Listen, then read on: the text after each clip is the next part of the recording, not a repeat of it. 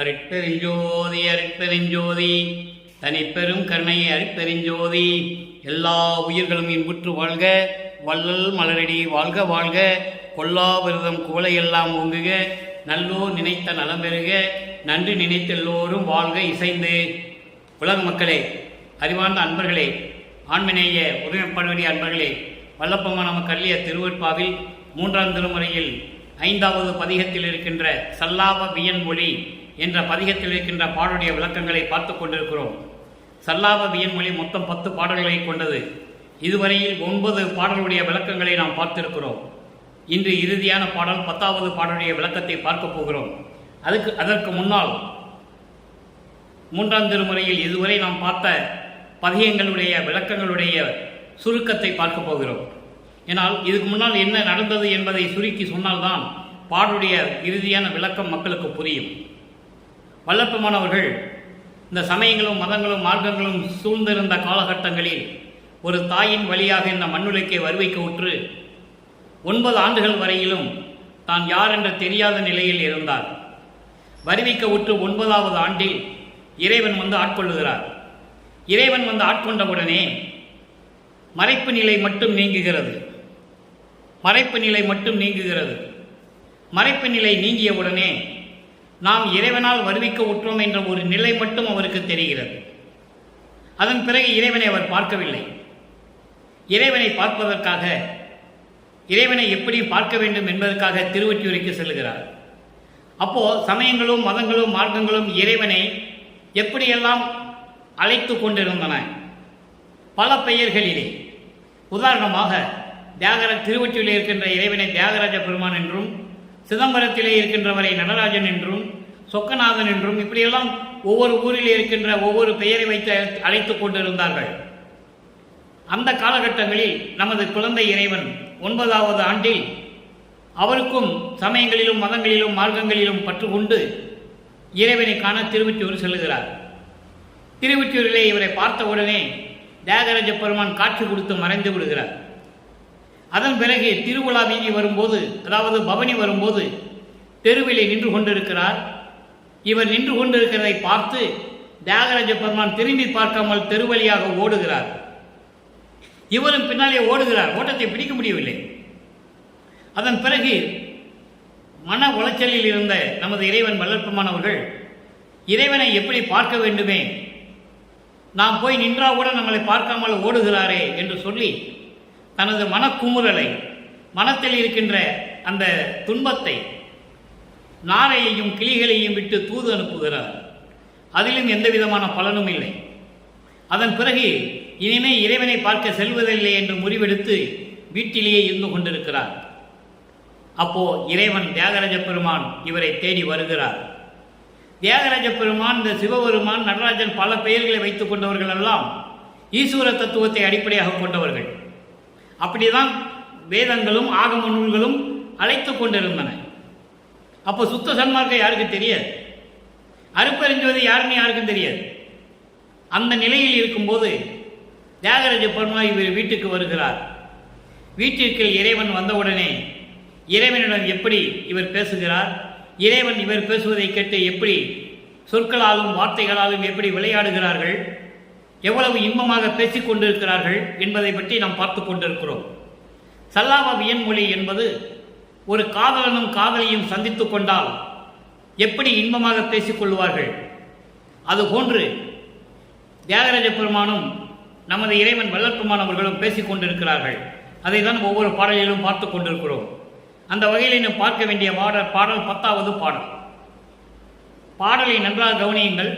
இந்த பாடலுடைய விளக்கத்தை கூறிய பிறகு, சமரச சுத்த சன்மார்க்கத்தை பெற்ற பிறகு வல்லற்பமானுடைய இறைநிலை எப்படியெல்லாம் இறைவனிடம் வேண்டிய அருளை பெற்றுக்கொண்டார், எப்படி இறுதியில் ஆண்டவரானார், எப்படி அருட்பெருஞ்சோதி ஆண்டவரானார் என்பதை ஒவ்வொரு பாடலின் மூலமாக நாம் பார்த்து கொண்டிருக்கிறோம். 10வது பாடல் 3ஆம் திருமுறை 5வது பதிகம். இந்த பதிகத்தினுடைய இறுதி பாடல். சொல்லால் இயன்ற தொடை புனைவார், சொல்லால் இயன்ற தொடை புனைவார், தூயார் ஒற்றி தென்னகரார், அல்லால் இயன்ற மனத்தார் பால் அல்லால் இயன்ற மனத்தார் பால் அணுகார் என் மனை புகுந்தார். இந்த பிரபஞ்சம் தோன்றிய காலத்திலிருந்தே எத்தனையோ கோடான கோடி ரிஷிகளும் முனிவர்களும் தோன்றினார்கள். இறைவன் என் வீட்டிற்கு வந்தார், நானும் இறைவன் பேசிக் கொண்டிருந்தோம் என்பதை யாரும் சொல்லவே இல்லை. இறைவனை யாரும் பார்க்கவே இல்லை. அடியார் வேடத்தில் கண்டிருக்கிறார்கள். அசரீரிய வாக்கு மூலம் அருளை பெற்றிருக்கிறார்கள். இப்படிதான் இறைவனை பார்த்திருக்கிறார்கள். அதை திருவருப்பாவிலே நாம் மகாதேவ மாலையிலே நாம் அதை கண்டுகொள்ளலாம். அப்போ என் மனை புகுந்தார், வல்லால் இயன்ற முளை என்றார். நல்லா கவனிக்கணும். நீங்க எவ்வளவு இதில் விளக்கம் இருக்குன்னு நீங்க தெரிஞ்சுக்கணும். வல்லால் இயன்ற முளை என்றார், வல்லார் நீர் என்றே. சொற்கள் விளையாடுகிறது, நல்லா கவனிக்கணும். வல்லால் இயன்ற முளை என்றார், வல்லார் நீர் என்றே. நீர் என்றே உன் சொல் கல்லால் இயன்றது என்றார். அவர் சொல்றாரு உன் சொல் கல்லால் இயன்றது என்றார். உடனே வல்லற்பமான் சொல்றாரு முன் கல்லால் இயன்றதன் என்றேனே, முன்னால் கல்லால் இயன்றது என்றேனே. இது பாடல். இப்ப இந்த பாடலுடைய பதவுரை பாருங்க. சொல்லால் இயன்ற தொடை புனைவார். சொல்ல முடியாத அளவிற்கு கழுத்திலே மாலையை அணிந்து கொண்டிருப்பார். சொல்ல முடியாத அளவிற்கு கழுத்திலே மாலையை அணிந்து கொண்டிருப்பார். தூயார், தூய்மையானவர், புனிதமானவர். ஒற்றை தென்னகரார், பழமை வாய்ந்த திருவொற்றியூரிலே இருக்கக்கூடிய இறைவன். பழமை வாய்ந்த தென்னகரார் என்பது பழமை வாய்ந்த நகரமான திருவொற்றியூரிலே இருக்கின்ற இறைவன். ஏனென்றால் சுந்தரன் திருவாரூரிலே இருந்து சுந்தரன் வரும்போதே இறைவனை அழைத்து கொண்டு வந்தவன் திருவொற்றியூரிலே இருக்கிறார்கள்.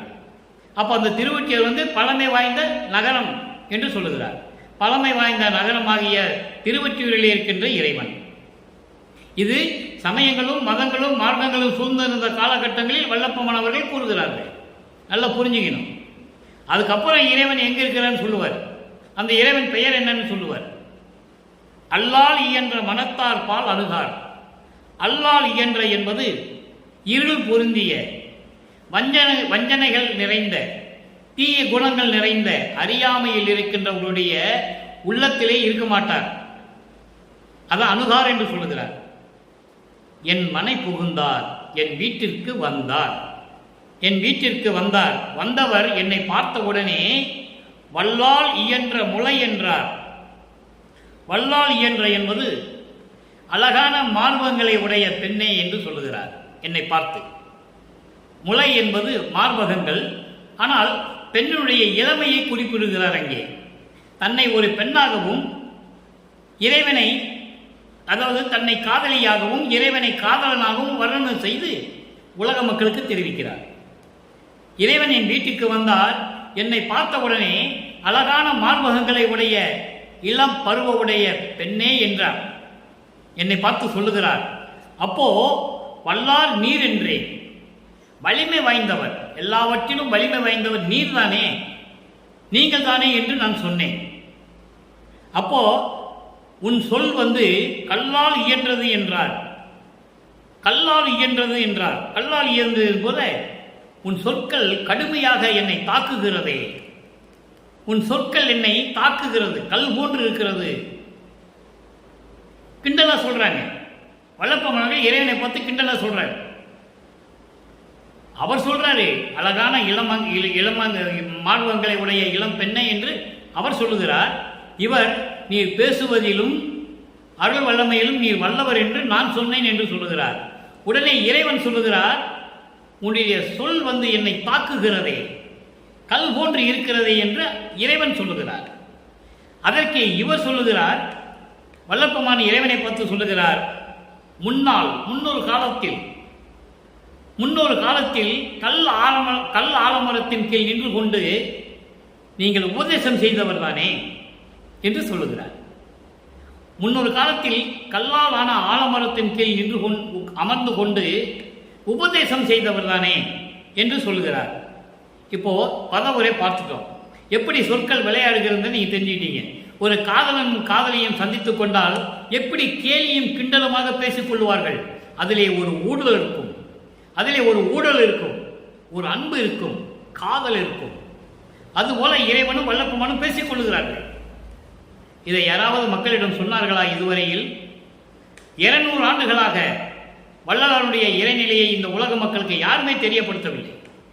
அதுதான் வேதனையான விஷயம். பரவாயில்லை, இப்போ இந்த பாடலுடைய பதவுரை பார்த்துட்டோம். விளக்கம் பாருங்க. சொல்ல முடியாத அளவிற்கு மலர்களால் சூடிய மாலைகளை அணிந்து கொண்டவர் அணிவார். அவர் எங்க இருக்கிறாரு? பழமை வாய்ந்த நகரமான திருவொற்றியூரிலே இருந்து கொண்டிருக்கிறார். புனிதமானவர். ஏனால் மதங்களும் சமயங்களும் மார்க்கங்களும் இவன் தான் இறைவன் என்று சொல்லிக் கொண்டிருக்கின்றன. அப்ப இவர் அதான் சொல்லிட்டு இருக்காரு. அப்ப அவருக்கு சுத்த சன்மார்க்கம் தெரியாது, அவருக்கு எதுவுமே தெரியாது. அப்போ இவரும் தூயவர். அல்லால் இயன்ற மனத்தார் பால் அணுகார். அறியாமையில் இருக்கின்ற தீய குணங்களை கொண்டவர்களுடைய உள்ளத்திலே இவர் இருக்க மாட்டார். அப்படிப்பட்ட இறைவன் என் வீட்டிற்கு வந்தார், என் மனை புகுந்தார், என் வீட்டுக்குள்ளே வந்தார். வந்தவுடனே என்னை பார்த்தவுடனே வீட்டிற்குள் நுழைந்தார். என்னை பார்த்தவுடனே அழகான மார்பகங்களை உடைய இளம் பெண்ணே என்று என்னை கூறுகிறார். என்னை பார்த்து கூறுகிறார், அழகான இளம் பெண்ணே, அழகான மார்பகங்களை உடைய பெண்ணே என்று என்னை கூறுகிறார். உடனே நான் சொன்னேன் நீர்தானே வல்லவர், அருள் வல்லமை உடையவர், சொல்லாற்றிலே வல்லமை உடையவர் என்று நீங்கள் தானே வல்லவர் என்று நான் சொன்னேன். அதற்கு அவர் சொல்லுகிறார் கிண்டலாக கேலியாக, பெண்ணே உன் சொற்கள் என்னை தாக்குகின்றதே, கல் போன்று வந்து என் மீது விழுகின்றதே என்று இறைவன் சொல்லுகிறார், தியாகராஜ பெருமான் சொல்லுகிறார். உடனே வல்லப்பெருமான் அதற்கு பதில் சொல்லுகிறார், ஆமாம், முன் ஒரு காலத்தில் நீங்கள் கல் ஆலமரத்தின் கீழே அமர்ந்து கொண்டு உபதேசம் செய்தவர் தானே என்று இவர் சொல்லுகிறார். ஆக இந்த பாடலின் மூலம் வல்லப்பெருமானவர்கள் இந்த உலக மக்களுக்கு தெரிவிப்பது என்னவென்றால், உலக மக்களே, நான் இறைவனால் வருவிக்க உற்று ஏதும் தெரியாத நிலையில் இருந்தபோது 9வது ஆண்டிலே என்னை ஆட்கொண்ட பிறகு, என் மரட்டை நீக்கிய பிறகு நான் இறைவனை காண திருவொற்றியூர் சென்றேன். அவர் என்னை பார்க்கிறார், மறைந்து விடுகிறார், தெருவழியாக ஓடி விடுகிறார். நானும் நாளையும் கிளிகளை எல்லாம் பூதி அனுப்பி பார்த்தேன், பலன் இல்லை. இனிமேல் நாம் திருவொற்றியூருக்கு செல்லக்கூடாது என்ற மன உறுதியுடன் நான் வீட்டிலேயே இருந்து கொண்டேன். இறைவன் என் வீட்டிற்கு வந்தார். என் வீட்டிற்கு வந்தவுடனே, என்னை பார்த்தவுடனே, அழகான மார்பகங்களை உடைய அழகான பெண்ணே என்று என்னை பார்த்து கூறுகிறார். நான் உடனே சொன்னேன், நீதான் வல்லவர், நீதானே வல்லவர் என்று சொல்லும் பொழுது, உன் சொற்கள் கல் போன்று இருக்கிறதே, என்னை வந்து தாக்குகிறதே என்று ஊடலோடு சொல்லுகிறார். காதலோடு, காதலன் காதலியை பார்த்து ஊடலோடு சொல்லுவது போல இங்கே சொல்லுகிறார். எனவே உலக மக்களே, நானும் சொன்னேன், ஆமாம், நீ கல் ஆலமரத்தின் கீழ் அமர்ந்து கொண்டு உபதேசம் செய்தவர் தானே என்று நான் சொன்னேன். அப்போ இந்த பாடல் என்ன சொல்றாரு? முன்னால் நடந்த திருவிளையாடலையும் சொல்றாரு, இறைவனுடைய நிலையையும் சொல்றாரு, இவருடைய நிலையையும் சொல்றாரு. இறைவன் இவரும் பேசிக்கொண்டதை சொல்லுகிறார். அதற்கு முன்னால் அப்படி அல்ல, இறைவன் இவரை சந்தித்ததே இல்லை. நிலைகள் மாறும்போது படிப்படியாக நமக்கு பாடல்களை அருளியிருக்கிறார்கள் நமது இறைவன். நம்மளை எல்லாம் படைத்து காத்து கொண்டிருக்கின்ற அருப்பெருஞ்சோதி ஆண்டவராகிய வல்லப்பெருமானவர்கள். இப்போ இந்த பொருளை பார்த்தாச்சுல்ல. இப்போ இந்த நிலை மாறும்போது கல் ஆலமரத்தின் கீழ் அமர்ந்து கொண்டு உபதேசம் செய்தவர் என்றால் அங்கே தட்சிணாமூர்த்தி என்று பொருள். நீங்க திருவடி புகழ்ச்சியிலே பார்க்கலாம், அட்டமூர்த்திகள் என்று சொல்லுவார், 8 மூர்த்திகள் என்று சொல்வார். அட்டம் என்பது 8 மூர்த்திகள் திருவடி புகழ்ச்சியிலே சொல்லுவார். இந்த 8 மூர்த்திகளும் ஈஸ்வர மூர்த்திகள், ஈஸ்வர தத்துவத்தை கொண்டவர்கள். தட்சிணாமூர்த்தி, அருள்மூர்த்தி, புண்ணியமூர்த்தி, இப்படி பல ஒரு 8 மூர்த்திகளை சொல்லுவார். அப்போ கல்லாலமரத்தின் கீழ் உட்கார்ந்திருந்தது தட்சிணாமூர்த்தி என்று சொல்லுவார். இதெல்லாம் நடந்தது உண்மைதானே, புராணத்திலே வருகிறது. அது இருந்தாலும் திருவருட்பாவிலே வல்லப்பெருமானவர்கள் அதை உறுதி செய்கிறார்கள், பிரபஞ்சத்தின் உண்மையை. இப்படியெல்லாம் இறைவன் திருவிளையாடல் செய்து கொண்டிருந்தான் என்பதை திருவருட்பாவிலே நமக்கு அருளி இருக்கிறார்கள். அப்ப தட்சிணாமூர்த்தி கல்லாலான ஆலமரத்தின் கீழ் இருந்து உபதேசம் செய்தார். யாருக்கு உபதேசம் செய்தார்? சனதர், சனாதனன், சனத்குமரர். இப்ப இவங்க 4 பேர், இவங்க 4 பேருக்கும் கல்லாலான ஆலமரத்தின் கீழ் அமர்ந்து கொண்டு உபதேசம் செய்கிறார். எப்படி நெறிமுறைகளை எல்லாம் உபதேசம் செய்தார் என்பதை சொல்ல வேண்டுமானால் நமக்கு நேரம் பத்தாது. இப்பவே 15 நிமிடங்கள் ஓடிவிட்டது. ஆக கல்லாலமரத்தின் கீழ் நின்று கொண்டு தட்சிணாமூர்த்தி என்ற ஒரு மூர்த்தி உபதேசம் செய்தார் என்பதை இந்த பாடலிலே சொல்லுகிறார். கல் ஆலமரத்தின் கீழ் அமர்ந்து கொண்டு நீர் உபதேசம் செய்தவர் தானே என்று நான் சொன்னேனே என்று சொல்லுகிறார். இந்த சல்லாபவியன் மொழி இதோடு முடிந்து விட்டது. இறைவனுக்கு இவருக்கும் நடந்த உரையாடல்கள், ஊழல்கள், காதலோடு பேசிக் கொண்டதெல்லாம் இந்த பதிகத்தோடு முடிந்து விட்டது. இந்த கடைசி பாடல் நிலை மாறும்போது சமரச சுத்த சன்மார்க்கத்தை பெற்ற பிறகு வள்ளற்பெருமானுடைய இறைநிலை என்ன? அங்கே திருவொற்றியூரில் இருக்கின்ற இறைவன் என்று சொல்லுவார். திருவொற்றியூரில் இருக்கின்ற இறைவன் என் வீட்டுக்கு வந்தார், நானும் அவரும் பேசிக் கொண்டிருந்தோம் என்று சொல்லுவார். அதன் பிறகு சமரச சுத்த சன்மார்க்கத்தை பெற்ற பிறகு வடலூரில் இருக்கின்ற அருப்பெருஞ்சோதி ஆண்டவருக்கு முன்னால் நான் சென்றேன், அவர் இப்படியெல்லாம் என் அருளை கொடுத்தார் என்பதை கூறுவதை உலக மக்களுக்கு தெரிவிக்கிறார். அதை நாம் இப்போ பார்க்க போகிறோம். 6ஆம் திருமுறை 14 சிற்றபை விளக்கம் 10வது பாடல். சிற்றபை விளக்கம் என்பது அருள் விளக்கம். இறைவனுடைய அருள் விளக்கம் எப்படிப்பட்டது? 10வது பாடல் சல்லாபவியன் மொழியிலே நாம் பார்த்த கடைசி பாடல் 10வது பாடலுக்கு இங்கே சிற்றபை விளக்கத்திலே கடைசி பாடல் 10வது பாடலில் முடிவான விளக்கம் இருக்கிறது. கயவு செய் மத கரி என செருக்கும் கருத்தினே மனக்கரிசினால் அடைந்த மயர்வு நீக்கிட உன் முன் வந்து நிற்கின்றேன். உன் முன் என்பது மறைந்த வார்த்தை, அதாவது சைலண்ட் சொல்லுவாங்க இங்கிலீஷில். வந்து நிற்கின்றேன், வந்து நிற்கிறேன் என்றால் உன் முன் வந்து நிற்கின்றேன். வள்ளலே உன்றன் மனக்குறிப்பு அறியேன், உயவு செய்து அருள் புரிந்திடாயெனில் என் உயிர் தரித்திடாது. உன் அடி ஆணை தயவு செய்து அருள்வாய் வடதரசே சத்திய சபை தனி பெரும்பதியே. இது பாடல். இப்போ இந்த பாடலுக்கு விளக்கம் பாருங்க. கயவு செய் மதக்கரி என செரிக்கும் கருத்தினர். கரி என்பது யானை, மதம் என்பது மதம் பிடித்த யானை. மதம் பிடித்த யானை ஆவேசமாக எப்படி தெரிந்து கொண்டிருக்கிறதோ அதுபோன்று சமயங்களிலும் மதங்களிலும் மார்க்கங்களிலும் இருந்து கொண்டு நான் செருக்கோடு அலைந்து கொண்டிருந்தேன். என் உள்ளத்திலே அப்படியே அது பதித்து விட்டது. செருக்கும் கருத்தினேன் என்று சொல்கிறார். கருத்தினேன் என்பது உள்ளமுடையவன், மனமுடையவன். ஒரு மதம் பிடித்த யானை எப்படி திரிந்து கொண்டிருக்குமோ ஆணவத்தோடும் செருக்கோடும், அதுபோல நானும் இருந்து கொண்டிருந்தவன் தான். மனக்கரிசினால் அடைந்த மயர்வு நீக்கிட, அந்த சமயங்களையும் மதங்களையும் மார்க்கங்களிலும் நான் இருந்தபோது அந்த மனம் எவ்வளவு துன்பட்டது, எவ்வளவு புண்பட்டது. கரிசு என்று சொல்கிறார். கரிசு என்றால் துன்பம், துயரம் எல்லாமே எடுத்துக்கலாம். அதெல்லாம் அடைந்த என் மனதினை இருக்கின்ற மயர்வு நீக்கிட. மயர்வு என்பது மயக்கம். அந்த மாயைகளையும் மயக்கங்களையும் அறியாமைகளையும் நீக்கிட உன் முன் வந்து நிற்கின்றேன். நீதானே இருக்க சொன்ன, நீதானே இந்த மண்ணுலகத்துக்கு போக சொன்ன, ஒரு தாயின் வழியாக வர சொன்ன, அந்த வழிதான் நானும் செஞ்சேன். இப்போ மதங்களிலும் சமயங்களிலும் மார்க்கங்களிலும் இருந்ததுனால நான் எப்படியெல்லாம் இருந்தேன். ஒரு மதம் பிடித்த யானை தெருவிலே எப்படி ஆவேசமாக இருக்குமோ அதுபோல என்னுடைய மனதிலே எப்படியெல்லாம் நான் துன்பப்பட்டேன். அந்த துன்பத்தை நீக்கிட நீதானே நீக்கணும். உன் துன்பத்தை நீக்கிட இப்போ உன் முன் வந்து நிற்கின்றேன். எங்கே? வடலூர்ல சத்தியஞான சபையில. நல்லா புரிஞ்சுக்கணும். நீங்க சமரச சுத்த சன்மார்க்கத்தை பெற்ற பிறகு சென்னையிலிருந்து வந்து திரும்பி எங்கேயும் போல அண்டங்களுக்கு போவார். சிவவெளியில் இருந்துட்டு வருவார், 6 மாதம் இருந்துட்டு வருவார். அவர் உருவம் போல இன்னொரு உருவம் தான் சுத்திட்டு இருக்கமே தவிர அவரை யாரும் கணிக்க சொல்ல முடியாது. அதனால் அவர் இறைநிலையில் இருக்கின்றவர். நினைச்ச இடத்துல இருப்பாரு. அவர் தெருவில் நடக்கணும், ரோட்டில் நடக்கணும் அவசியமே இல்லை. சாப்பிடணும், தூங்கணும் அப்படின்லாம் அவசியம் இல்லை. இறைவனுக்கு ஏது பசி, உறக்கம், தூக்கம் எல்லாமே. மயர்வு நீங்கிட உன்முன் வந்து நிற்கின்றேன்.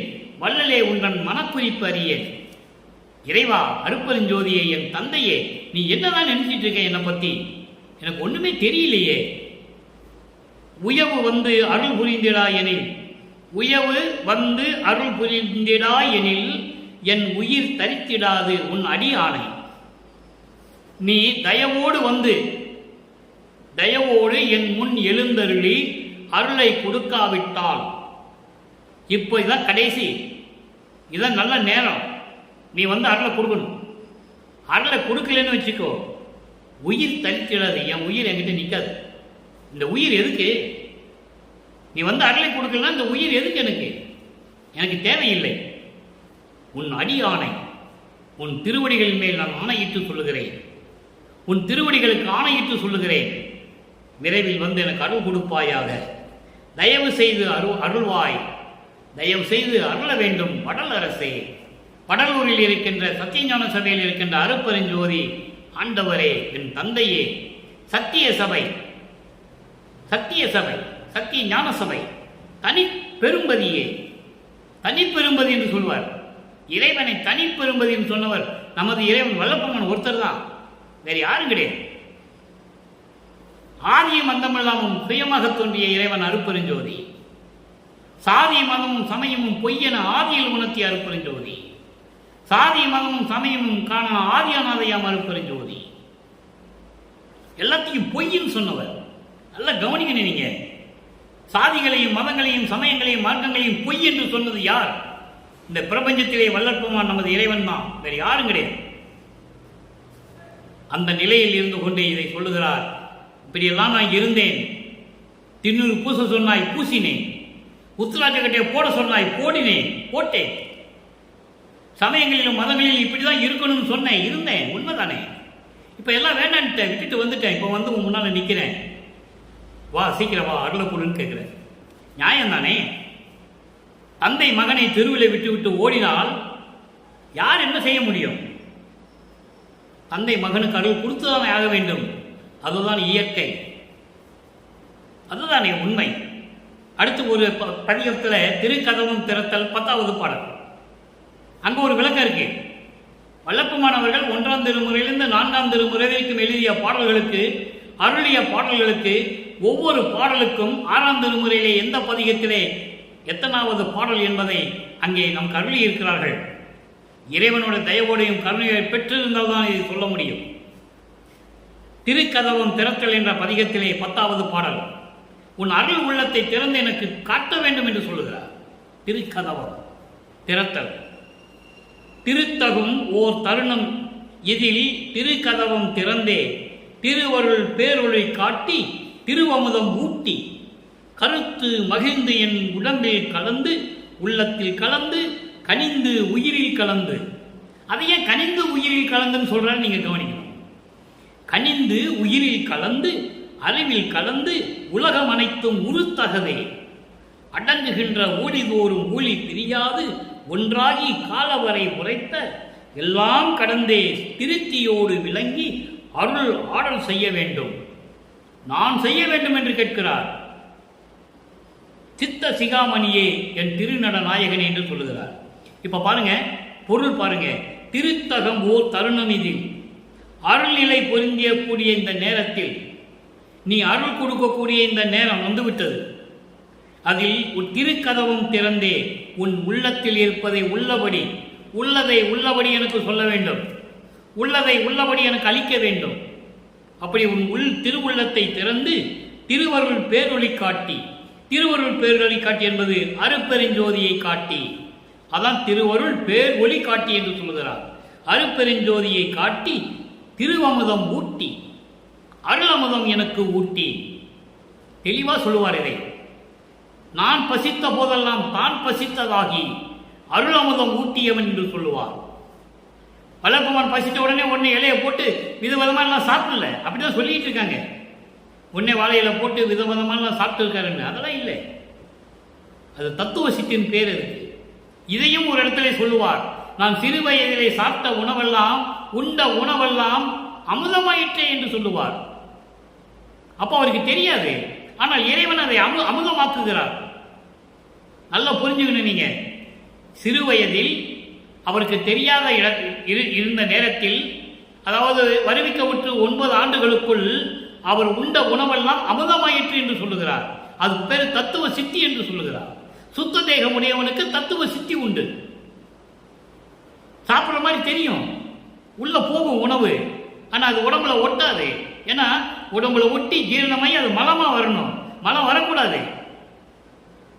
ஜலம் மலம் நிற்கிறவன் தானே இறைவன். அப்போ அந்த நேரத்தில் சொல்லுவார், ஒரு பாடலிலே சொல்லுகிறார், அன்பர்களே பேசக்கூடிய கருத்துக்கள் பொருள்கள் எல்லாமே திருவருட்பாவில் இருக்கின்ற உண்மை. இதில் என்னுடைய சொந்த கருத்தோ சொந்த அர்த்தமோ எதுவும் கிடையாது. முன்னாளில் நான் உண்ட உணவெல்லாம் அமுதமாயிற்று என்று சொல்லுவார். அப்ப அவருக்கு விவரம் தெரியாது. ஆனா இறைவன் அதை அமுதமாக்குகிறார். அதை நல்லா புரிஞ்சுக்கணும். அப்போ அந்த நேரத்தில் இருக்கும்போது பாருங்க, திருக்கதவம் திறந்து திருவருள் பேரில் காட்டி அருள் அமுதம் ஊட்டி கருத்து மகிழ்ந்து உன் உள்ளம் மகிழ்ந்து உன் உள்ளம் மகிழ்ந்து என் உடம்பில் கலந்து உள்ளத்தில் கலந்து கனிந்து உயிரில் கலந்து. கனிந்து என்றால் பேரின்பமாக, பேரின்பத்துடன் என் உயிரில் கலக்க வேண்டும்.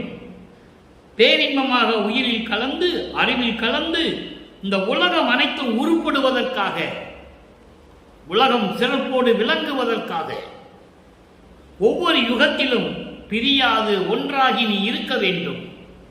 பிரியாது ஒன்றாகி காலவரை உரைத்த, அதுக்கு அளவே கிடையாது, காலை அளவே கிடையாது, எல்லை அளவு கிடையாது, கால அளவெல்லாம் கிடையாது. எக்காலத்திலும் எல்லாம் கடந்து திருப்தியோடு விளங்கி அருளாடல் செய்ய வேண்டும். முழு பூரணமாக பரிபூரணமாக திருப்தியாக எனக்கு அருள் ஆடல் செய்ய வேண்டும். எல்லா அருள்களையும் கொடுத்து இந்த பிரபஞ்சத்தை இயக்க வைக்க வேண்டும். சித்த சிகாமணியே, என் உள்ளத்தில் இருக்கின்ற இறைவனே, என் உள்ள தலைவனே, அருப்பெருஞ்சோதி ஆண்டவரே, சமரச சுத்த சன்மார்க்கத்தின் தலைவனே, என் திருநட நாயகனே என்று சொல்லுகிறார். ஆக எப்படி சொல்றார் பாருங்க, இப்படியெல்லாம் உன் திருவுள்ளத்தை திறந்து என் உள்ளத்திலே கலந்து உயிரிலே கலந்து உடம்பிலே கலந்து அருப்பெருஞ்சோதியை காட்டி அறிவில் கலந்து இந்த உலக அனைத்தும் மேம்பட வேண்டும், சிறப்புட விளங்குவதற்காக ஒன்றாகி. அதுக்கு கால வரையெல்லாம் கிடையாது, கால அளவெல்லாம் கிடையாது, அதையெல்லாம் கடந்து. கால அளவு என்று சொல்றாங்களே, அதை தான் இங்க சொல்றாரு. கால வரை, காலவரை உரைப்ப.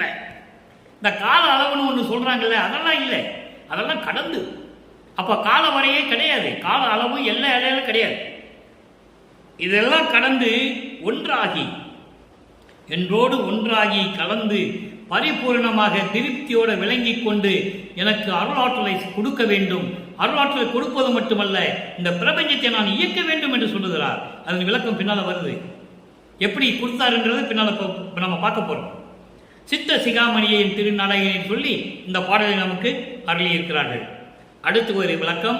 110வது பதிகம் தனித்திரு அலங்கள் 110வது பாடல். 110வது பாடல் 110வது பதிகம் தனித்திரு அலங்கள். சல்லாபவியன் மொழியிலே பார்த்த கடைசி பாடல் 10வது பாடலுடைய விளக்கம். அங்கே இறைவனும் அவரும் எல்லாம் சேர்ந்து பேசிக்கிட்டு இருப்பாங்க. அருளை இன்னும் கொடுக்கல, அருளை வாங்கவில்லை. சுத்த சன்மார்க்கத்துக்கு பிறகுதான் வாங்குறாரு. அதை நீங்க நல்லா புரிஞ்சுக்கணும். அப்போ இந்த பாடலை எப்படி சொல்ற பாருங்க. சக்கரை ஒத்தான் எனக்கே தந்தான் அருள், என் மன கல்கரைய செய்தே கழிப்பித்தான், கற்க இனியான் அருள்ஜோதி என் எந்தை, அருள்ஜோதி என் தந்தை, என்னுள் உற்றான் இனி யான் மயங்கேன் இருந்து. நாளே வரிதான் பிரபஞ்சத்தின் உண்மையை பூரா சொல்லிட்டார். சர்க்கரை ஒத்தான் இனிமையானவன், சர்க்கரை போன்று இனிமையான இறைவன், அருள் வல்லமைகளை படைத்த இறைவன், அருளோடு விளங்கிக் கொண்டிருக்கின்ற இறைவன், எனக்கே தந்தான் அருள். நான் ஏற்கனவே என்னுடைய பதிவிலே 2.5 வருட காலமாக சொல்லிக் கொண்டிருக்கிறேன். இந்த எனக்கே என்ற வார்த்தையெல்லாம் அற்புதமான வார்த்தைகள். எனக்கு மட்டும் எனக்கு அருள் தந்தான் சொல்லலாம்ல, இறைவன் வந்தான் எனக்கு அருள் தந்தான் சொல்லியிருக்கலாம்ல. எனக்கே அருள் தந்தான், எனக்கு மட்டும்தான், யாருக்கு பங்கு கிடையாது. ஏனென்றால் நான் அருப்பெருஞ்சோனுடைய மூத்த பிள்ளை, தலைப்பிள்ளை, குலப்பிள்ளை என்று சொல்வார். சன்மார்க்க சங்க குலத்தினுடைய பிள்ளை நான், மூத்த பிள்ளை, இறைவனுக்கு ஒரே பிள்ளை அருப்பெருஞ்சோதிக்கு நான் தான் என்று சொல்லுவார். எனக்கு செல்வப்பிள்ளை என்று பெயரிட்டு வைத்திருந்தார். அப்போது விண்ணுலகத்திலே தெளிவாக சொல்லுவார். அப்போ எனக்கே தந்தான், எல்லா அருளையும் எனக்கு மட்டும்தான் கொடுத்திருக்கிறான். இந்த பிரபஞ்சத்திலேயே என் மனக்கல் கரைய செய்தியை கழிப்பித்தான். நான் சமயங்களிலும் மதங்களிலும் மார்க்கங்களிலும் பற்று கொண்டிருந்த போது என் மனம் கல் போன்று இறுகி இருந்தது. அப்போ எனக்கு தயவு இல்லை, கருணை இல்லை. சமரச சுத்த சன்மார்க்கத்தை பெற்ற பிறகு இறைவனிடம் தயவையும் கருணையும் நான் பெற்றுக்கொண்டேன். எல்லா உயிரினத்திலும் எப்படி இரக்கம் காட்ட வேண்டும் என்பதை கற்றுக்கொண்டேன். அதங்க சொல்றாரு, கற்க இனியான் உயிர் மேல் எப்படி இரக்கம் காட்ட வேண்டும், தயவு காட்ட வேண்டும், எப்படி கருணையோடு இருக்க வேண்டும் என்பதை நான் கற்றுக்கொண்டேன் இறைவனிடமிருந்து. அப்படிப்பட்ட இனிமையான இறைவன். அதோடு மட்டுமல்ல, இங்க பாருங்க, அருள்ஜோதி என் தந்தை. தெளிவா சொல்கிறார், அருள்ஜோதி தான் என் தந்தை. என்னுள் உற்றான், என்னுள் இரண்டர கலந்து கொண்டான். நான் கலந்து கொண்டேன் என்று சொல்லவில்லை, இறைவன் என்னோடு கலந்து கொண்டான். அதற்கு காரணமும் உண்டு, அதற்கு பெரிய விளக்கம் இருக்கிறது. சுருக்கமாக சொல்லுகிறேன். நீ என்னோடு கலக்காவிட்டால், நீ என்னோடு இருக்காவிட்டால், ஏற்கனவே பதவி இழந்த, அருளை இழந்த இந்த 5 தொல்லைகளை படைத்தார்களே, பிரம்மன், திருமால், ருத்திரன், மகேஸ்வரன், சதாசிவம் போன்றவர்கள் மறுபடியும் தவம் இருப்பார்கள். அந்த அணுக்கள் என்று சொல்லுவார். அந்த அணுக்கள் மீண்டும் தவம் இருக்கும். எப்படியாவது அருளை பெற்ற வேண்டும் என்று. நீ இரக்கமுள்ளவன், தயவோடு இருக்கின்றவன், நீ அருளை திருப்பி கொடுத்து விடுவாய். அப்படி கொடுத்து விட்டால் திருப்பி சமரச சுத்த சன்மார்க்கத்தை உலக மக்களுக்கு தெரியப்படுத்த முடியாது. ஒரே மார்க்கத்தை நிறுவ முடியாது. மறுபடியும் இதே மாதிரி பிரச்சனைகள் எல்லாம் எழும். அதனால் நீ என்னோடு இரண்டரை கலந்து விடு, அவர்கள் என்னிடம் வரமாட்டார்கள், நான் பார்த்துக் கொள்கிறேன் என்று சொன்ன பிறகு இறைவன் இவனோடு கலந்து கொள்ளுகிறார். அதான் சொல்றார், என்னுள் உற்றான், என்னுள் இரண்டரை கலந்து கொண்டான். இனி யான் மயங்கேன் இருந்து. இனிமே இந்த பிரபஞ்சத்தில் நான் இருக்கின்ற வரை நான் மயங்க மாட்டேன், மாயைகளையும் மயக்கங்களிலும் சிக்கிக்கொள்ள மாட்டேன். சுத்த சன்மார்க்கத்தை பெற்றுவிட்டேன், மரணமில்லா பெருவாழ்வையும் பெற்றுவிட்டேன். இறைவன் என்னோடு கலந்து கொண்டான், எல்லாரையும் பெற்றுவிட்டேன், எனக்கே கொடுத்து விட்டான். உலக மக்களே, நான் கடவுள் நிலையில் இருக்கின்றவன் என்ற உண்மையை, பிரபஞ்சத்தின் உண்மையை இங்கே வல்லற்பமானவர்கள் நமது இறைவன் நமக்கு தெரிவித்திருக்கிறார்கள் என்பதை மகிழ்வோடு சொல்வதில் பெருமைப்படுகிறேன். அடுத்து ஒரு விளக்கம் பாருங்க. ஆடேடி பந்து 10வது பாடல். அங்கே சல்லாபவியன் மொழியிலே தியாகராஜ பெருமானும் இவரும் வீட்டிலே அமர்ந்து கொண்டு உரையாடுவார்கள். சொல்லால் விளையாடுவார்கள், காதலோடு உரையாடுவார்கள். அங்கே ஊடல் இருக்கும், ஊடல், காதல், ஊடல் இருக்கும். ஆனால் இங்கே எப்படி பாருங்க, ஆடேடி பந்து. ஆடேடி பந்து என்பது உள்ளத்தோடு விளையாடுவது போல, பந்து விளையாடுவது போல உள்ளத்திடம் சொல்லுகிறார். உள்ளத்திடம் சொல்லுவது போல உலக மக்களுக்கு சொல்லுகிறார். 116வது பதிகம் ஆடேடி பந்து 10வது பாடல். பாடலை நல்லா கவனிங்க. துதி செய்யும் முத்தரும் சித்தரும் காண, சுத்த சன்மார்க்கத்தில் உத்தம ஞான பதி செய்யும் சித்திகள் பற்பலவாக, பாரிடை வானிடை பற்பல காலம் விதி செய்ய பெற்றனன். எவ்வளவு அற்புதமா சொல்றான்னு நீங்க கவனிக்கணும். இப்படிப்பட்ட இறைநிலையுடைய இறைவனை, வல்லற்பெருமானை ஒரு மானிடனாக பிறந்தார் என்றும், மானிடனாக வாழ்ந்து இறைவனுடைய அருளை பெற்றார் என்றும் சொல்லிக் கொண்டிருக்கிறார்கள். அப்படி அல்ல, அவர் இதற்காகவே வருவிக்க உற்றவர். இறைவனால் இறைவனாகவே வருவிக்க உற்றவர். அதை ஒரு பாடலிலே சொல்லுவார். அகத்தை கருத்து புறத்தை வெளுத்திருந்த உலக அனைவரையும் சகத்தை திருத்தி சன்மார்க்கத்தை அடைவித்திட அவரும் இகத்தே பரத்தை பெற்று மகிழ்ந்திடுவதற்கென்றே என்னை உகத்தே இறைவன் வருவிக்க உற்றேன். இறைவன் வருவிக்க உற்றேன் என்றால் இறைவனால் இறைவனாகவே நான் வருவிக்க உற்றேன், அருளை பெற்றேனே என்று சொல்லுவார். அதை தான் நீங்க சொல்றாரு பாருங்க. துதி செய்யும் முத்தரும் சித்தரும் காண, அதாவது சமய மத மார்க்கங்களில் தோத்திரம் செய்து கொண்டு மந்திரங்களை ஓதிக்கொண்டிருக்கின்ற முத்தர்களும் சித்தர்களும் பார்க்கும்படி. அங்கதான் அதான் இங்க சொல்றாரு, துதி செய்யும் முத்தரும் சித்தரும் காண. முத்தரும் சித்தரும் யாரு சன்மார்க்கத்தை பற்றி தெரியும்? சுத்த சன்மார்க்கத்தை பற்றி யாருக்கும் தெரியாது. எந்த முனிவனுக்கும் தெரியாது, எந்த சித்தருக்கும் தெரியாது, எந்த ரிஷிகளுக்குமே தெரியாது. வால்மீகியா இருந்தாலும் சரி, விஸ்வாமித்திரனா இருந்தாலும் சரி, யாராக இருந்தாலும் சரி, வசிஷ்டனா இருந்தாலும் சரி, வசிஷ்ட முனிவன், வால்மீக முனிவன், யாராக இருந்தாலும் சரி. அதான் இங்க சொல்றாரு, துதி செய்யும் முத்தரும் சித்தரும் காண.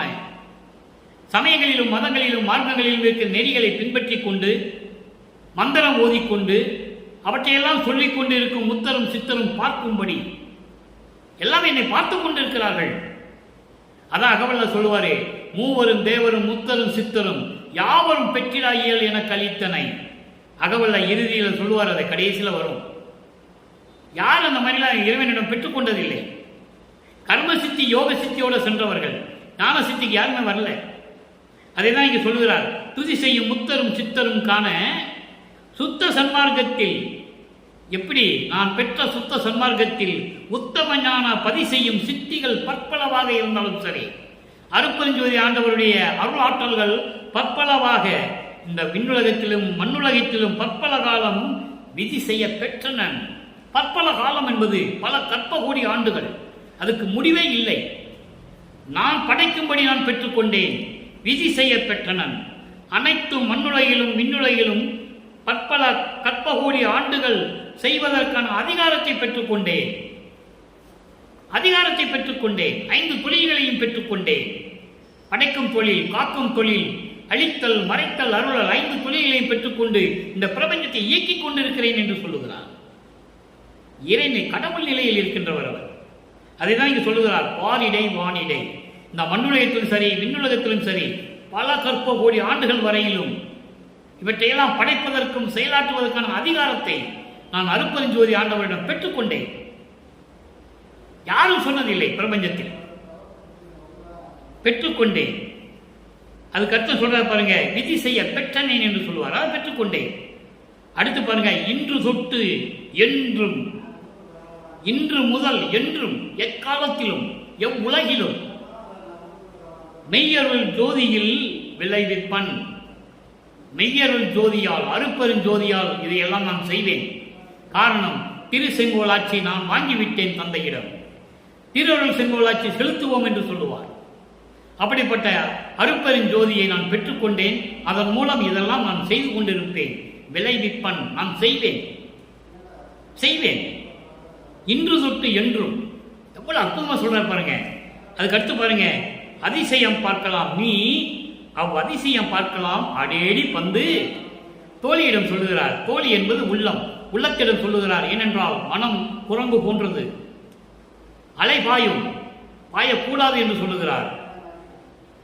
சுத்த சன்மார்க்கத்தில் இருந்து கொண்டால் இந்த அதிசயத்தை எல்லாம் நீ பார்க்கலாம் தோழி. என் உள்ளமே, உலக மக்களே, இந்த அதிசயத்தை நீங்களும் பார்க்க போகிறீர்கள். எனவே நீங்கள் சுத்த சன்மார்க்கத்துக்கு வாருங்கள் என்று அழைக்கிறார் இந்த பாடலிலே. சுத்த சன்மார்க்கத்தில் இருந்து கொண்டு இந்த அதிசயம் எல்லாம் நீங்கள் பார்க்கலாம். அருட்பெருஞ்சோதி கண்டு ஆடேடி பந்து. சுத்த சன்மார்க்கத்தில் இருந்தால் இறைவனை பார்க்கலாம். அப்படிப்பட்ட இறைவனை பார்த்து கொண்டு நீ உள்ளமே என் தோழியை மகிழ்ச்சியாக இரு, ஆடேடி பந்து என்று சொல்லுகிறார். பந்து விளையாடுவது போல 2 தோழிகள் பந்து விளையாண்டால் எவ்வளவு மகிழ்வாக விளையாடுவார்களோ அதுபோன்று உள்ளத்திடம் சொல்லுகிறார். உள்ளத்திடம் சொல்லுவது வேலை உலக மக்களுக்கு சொல்லுகிறார். உலக மக்களே, இந்த சித்தரும் முத்தரும் இவங்கெல்லாம் சமயங்களிலும் மதங்களையும் மார்களிலும் பின்பற்றி கொண்டு ஓதுன அந்த மந்திரங்கள்லாம் ஓதுனாங்கல்ல, இவங்கெல்லாம் எல்லாரும் பார்க்கும்படி சுத்த சன்மார்க்கத்தில் என்னுடைய தந்தை அருட்பெருஞ்சோதியிடம் அருளை பெற்றுக்கொண்டு எப்படியெல்லாம் இயக்கிக் கொண்டிருக்கிறேன் என்பதை இங்கு சொல்லுகிறார். எல்லா அதிகாரத்தையும் பெற்றுக்கொண்டேன் என்று சொல்லுகிறார். விதி செய்ய பெற்றனன். இந்த பிரபஞ்சத்தில் எவனும் சொன்னதில்லை. விதி செய்ய பெற்றனன். இன்று தொட்டு என்றும் மெய்யருள் ஜோதியால் விளைவிப்பன். அருட்பெருஞ்சோதியால் எல்லாவற்றையும் நான் இயக்கிக் கொண்டிருக்கிறேன் என்று சொல்லுகிறார். அடுத்து இறுதியாக ஒரு விளக்கம் அன்பர்களே. 130வது பதிகம் ஊது ஊது சங்கே, 10வது பாடல். இந்த ஊது ஊது சங்கே என்பது அதாவது பிரபஞ்சத்துக்கு தெரியப்படுத்துவது, பறைசாட்டுவது, முரசு ஊட்டுவது. அதான் பிரபஞ்சத்தின் வெற்றி என்று சொல்லுவார். அருள்ஜோதி ஆனேன் என்று அறையப்பா முரசு, அருளாட்சி பெற்றேன் என்று அறையப்பா முரசு, மறுசார்பு தீர்ந்தேன் என்று அறையப்பா முரசு, மரணம் தவிர்த்தேன் என்று அறையப்பா முரசு. இது பிரபஞ்சத்தின் வெற்றி. அதே போல ஊது ஊது சங்கை என்பது இந்த பிரபஞ்சத்துக்கு தெரியப்படுத்துவது, பறைசாட்டுவது, முரசொலி எழுப்புவது. இரவாமை ஈந்தான் என்று ஊது ஊது சங்கே. இறைவனிடம் பெற்றதை, தன் தந்தை அருட்பெருஞ்சோதியிடம் பெற்றதை, சுத்த சன்மார்க்கத்தை பெற்ற பிறகு எப்படியெல்லாம் அருளை பெற்றுக் கொண்டார் என்பதை எளிமையாக 4 வரிதான். இரவாமை ஈந்தான் என்று ஊதுவதே சங்கு. மரணமில்லா பெருவாழ்வை எனக்கு கொடுத்து விட்டாம் என்று பறைசாட்டு, முரசொலி கொட்டுவாயாக. எண்ணம் பலித்ததென்று ஊதுவது சங்கு. நான் நினைத்ததெல்லாம் பலித்து விட்டது. நான் எப்படியெல்லாம் இந்த பிரபஞ்சத்தை இயக்க வேண்டும், எப்படியெல்லாம் அருளை பெற வேண்டும் என்று நினைத்தேனோ எல்லாம் பலித்து விட்டது. ஊது ஊது சங்கே. திறமே அளித்தான் என்று ஊது ஊது சங்கே. எல்லா அருள் வல்லமையும் கொடுத்து பிரபஞ்சத்தை இயக்கும் மகனே என்று எனக்கு கட்டளையிட்டான். ஊது ஊது சங்கே. சித்தம் வளர்த்தான் என்று ஊது ஊது சங்கே. அருட்பெருஞ்சோதி ஆண்டவர்தான் இதையெல்லாம் கொடுத்தது என்பதை பிரபஞ்சத்திற்கு தெரியப்படுத்துவாயாக என்று சொல்லி முரசொலி கூட்டுகிறார், பறைசாற்றுகிறார் உலக மக்களுக்கு. எனவே அன்பர்களே, இன்று நான் பார்த்த பாடலுடைய நிறைவான விளக்கம் உங்களுக்கு புரிந்திருக்கும் என்று நான் கருதுகிறேன். 3ஆம் திருமுறையிலே சமயங்களும் மதங்களும் மார்க்கங்களும் சார்ந்திருந்த காலகட்டங்களில் இறைவன் யார் என்ற தெரியாத நிலையில் எப்படியெல்லாம் இருந்தார், அதன் பிறகு சுத்த சன்மார்க்கத்தை பெற்ற பிறகு வல்லற்பமானுடைய இறைநிலை எப்படி கடவுளானார் என்பதை நாம் பார்த்து விட்டோம். இன்றுடன் சல்லாவதியின் வழி பதியும் அந்த 10 பாடல்கள் நிறைவடைகிறது என்பதை சொல்லிக் கொள்வதில் பெருமை அடைகிறேன், பெரும் மகிழ்ச்சி அடைகிறேன். எனவே அன்பர்களே, அப்படிப்பட்ட இறைவனை நீங்களும் வணங்கி சுத்த சைவ நெறியில் இருந்து கொண்டு சிவநெறியில், சிவம் என்பது அருட்பெருஞ்சோதி நெறி, சுத்த சன்மார்க்க நெறி. சிவம் சொன்னோன்னே நீங்கள் அப்படியே சிவனுக்கு போயிடக்கூடாது. சுத்த சன்மார்க்க நெறி, அந்த நெறியில் இருந்து கொண்டு கொலையும் புலையும் தவிர்த்து இறைவனை வணங்கி இறைவனுடைய அருளையும் பொருள்களையெல்லாம் பெற்று இந்த வையகத்தில் நீங்கள் வாழ்வாங்க வாழ வேண்டும், நோயற்றா வாழ வேண்டும் என்று இறைவனுடைய தயவோடையும் கருணையோடையும் வாழ்த்தி இந்த வள்ளலார் ஊழியன் விடைபெறுகிறேன். நன்றி, வணக்கம். மீண்டும் சந்திப்போம். அருட்பெருஞ்சோதி, அருட்பெருஞ்சோதி, தனிப்பெரும் கருணை அருட்பெருஞ்சோதி.